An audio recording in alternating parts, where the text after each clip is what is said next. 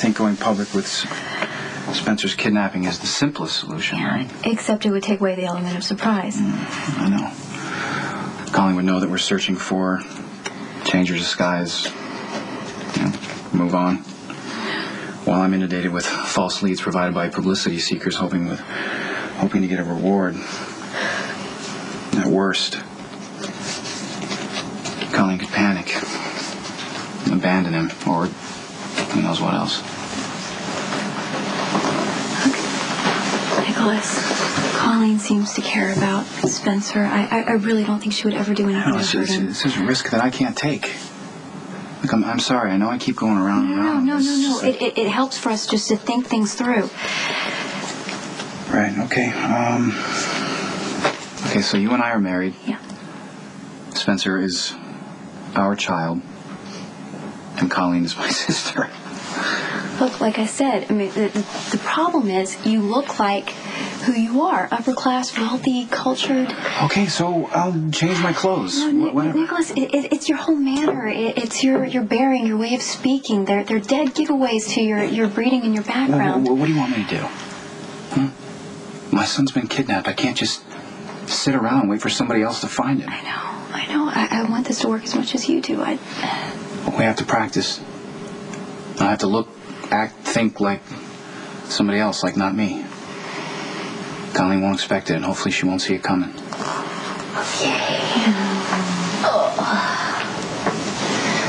This job is ideal. I get to make a living and spend the day with my baby at the same time. Your job application said you were a single mother? Randy's father is involved with another woman. She's spoiled and selfish and wants him all to herself.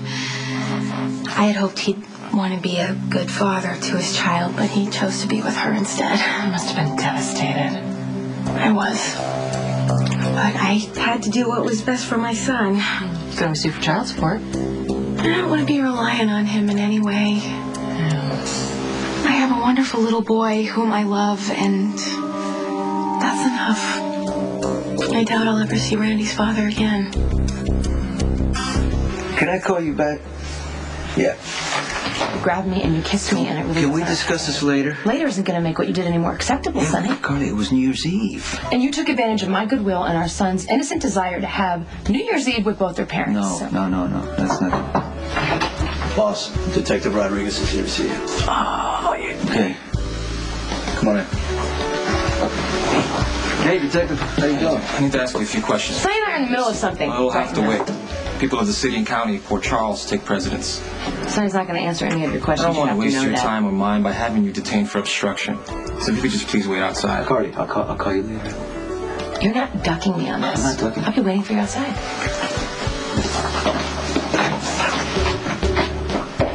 It'll only take a minute. Hey, I'm like always happy to give the PCPD my full cooperation. Then what do you know about Lorenzo Alcazar's current activities? Find another way to move it. The risks are too great. Well, given the current situation, there's no way I can guarantee that. Fine. I'll await confirmation of the arrival date. Technically, I wasn't eavesdropping. I was in plain sight. You should know what you're in for with me. Might be wise. After all, we do have a daughter in common. For the most part, I'm an independent contractor. I buy, sell, and move product all over the world. But occasionally, I am asked to be a middleman. For people who cannot risk exposure. It's enormously profitable when it goes right, and lethal when it goes wrong. You and the baby have both recovered from your bout with hypothermia. And the baby wasn't armed. The heartbeat is normal and the ultrasound looks good. Thank God. Thank Elizabeth for taking such good care of herself. Her body could withstand the shock. Your child is developing normally and barring anything unforeseen. You should give birth to a healthy baby in May. That's great. I've signed your release papers. You're free to leave. Thank you. Yeah. You see? I told you I was fine. No reason I needed to spend the night in the hospital. I could have just gone home. Okay, well, I'm sorry. I'm a little overprotective. I have to. Maxie lost her baby. I just couldn't stand if anything happened to our child.